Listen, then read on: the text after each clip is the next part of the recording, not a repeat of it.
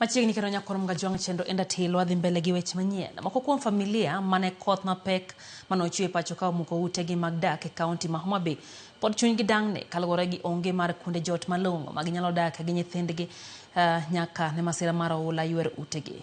Familia go wacho ni kata doko ne giyudo kony mag chiemo kowuok kuom sirikal kod riwruoge mamoko. Kwayo margi maduong' en mondo mi piny owacho yie omany kaka nyalo gedonegi mondo mi ngimagi odogie wang'e. Ali Abich ne giler koa e kaunti ma Homa Bay. Kata odoko ni sirikal kod riwruoge mopogore osebedo ka chulo kony mag chiemo e kinde masira mar oula ne familia ma pi oula ne odare miregi. Thoth familia go nyato mago ma pi oula ne muko utegi e kaunti ma Homa Bay kaluwore kod koth mapek manochwe pacho ka pod ni kod pek e yore mag dak nyaka ne pi oula ruomb utegi piny. Moko kuom jogo ma pi oula osebedo ka dare utegi higa ka higa ywak ni nyaka ne oula ywer utegi mag dak ok gin maber kaluwore gi yuto margi mane piny mok nyalo miyo gi teko mar gero ute manyien.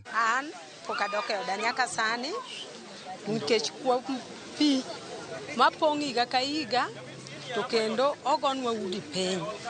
Sani adak mana od mama moro motho ema dhi adak ode. Ruth Anyango mawuok e gweng' ma Kobale ka chud bura ma Karachuonyo, gweng' ma bende nachiel kuom kuonde ma oula thoro dare jopiny higa ka higa e kaunti ni, wacho ni koro en higa achiel ka onge kod kar jot malong'o monyalo dak e kod nyithinde nyaka ne ode ruombre piny nikech masira mar oula. Pok adok e ot pi nodara kaka konyra onge ayude mabati mondo aged godo.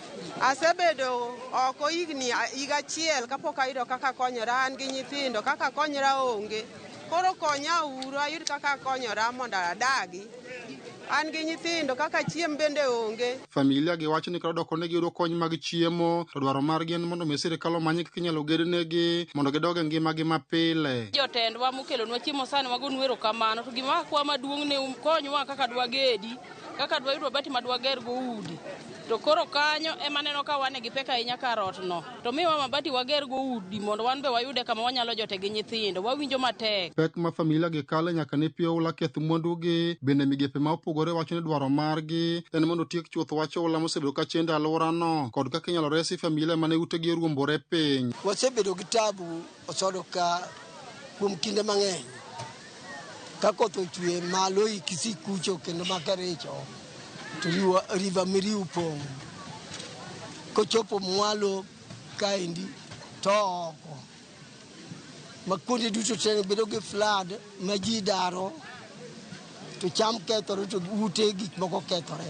Seoro kwayo machalo kamago kendo ka dipo ni wayudo mora mabiro kata konyo ji e gero ute gik machalo kaka joma nowito yoregi mag yuto, joma samoro nowito puothegi.